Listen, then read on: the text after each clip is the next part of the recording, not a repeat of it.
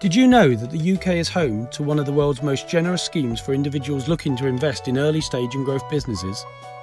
The government created the Enterprise Investment Scheme, EIS, and the Seed Enterprise Investment Scheme, SEIS, to help smaller, higher risk companies raise finance by offering tax reliefs to investors that reduce their capital risk and make the upside as attractive as possible.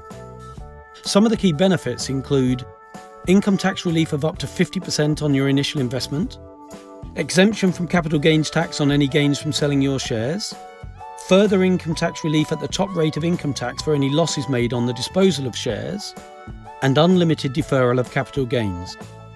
The cumulative effect of these can increase your potential return by as much as 20-fold.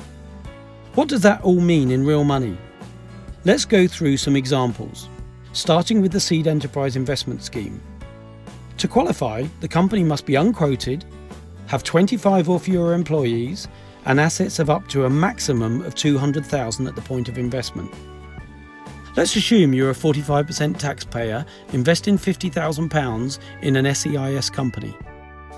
Through the scheme, you get $25,000 of your initial investment back thanks to 50% income tax relief.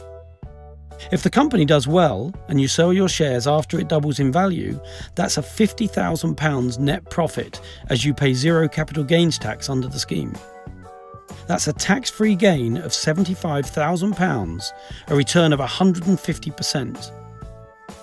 If things don't go so well and the company were to fail completely, you would still have already received £25,000 back initially through income tax relief as before, but you can also claim loss relief on the at-risk capital at the top rate of tax, which is another £11,250. This limits your loss to just 27.5% of your original outlay.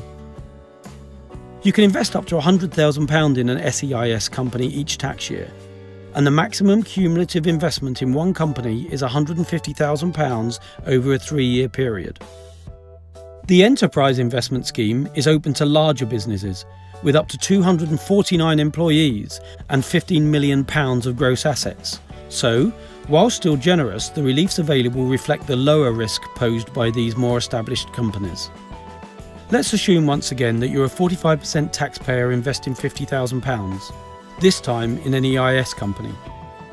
This time you get £15,000 of your initial investment back thanks to 30% income tax relief. You also pay zero capital gains tax under the EIS scheme, so if the company does well and you sell your shares after it doubles in value, that's a £50,000 net profit as before. That's a tax-free gain of £65,000, a return of 130%. And if this company were to fail completely, you get £15,000 back through the 30% income tax relief as before, then loss relief on the at-risk capital of 45%, which is another £15,750. This limits your loss to 38.5% of your initial outlay. Of course, there are some conditions. Whether for EIS or SEIS, the company must be an unquoted company, must be a trading company carrying on a qualified trade or have a 90% subsidiary which does so, must have a permanent establishment in the UK, must exist for genuine commercial purposes, as HMRC will carry out anti-avoidance checks. There are some criteria for investors too. You cannot own more than 30% of the shares, directly or indirectly. Paid directors or employees of the company at the time of the issue of shares are normally disqualified from claiming EIS relief.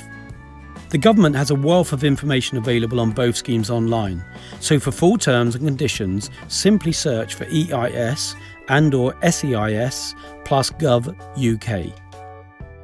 As any smart investor knows, success isn't guaranteed, but from my own investing experience, I know that it's possible to achieve returns of more than 10 times the initial capital through EIS and SEIS investing over 3 to 4 years. So if you're thinking about growing your portfolio and would like to find out more about the potential opportunities on offer, please visit the website or connect with me on email or LinkedIn today.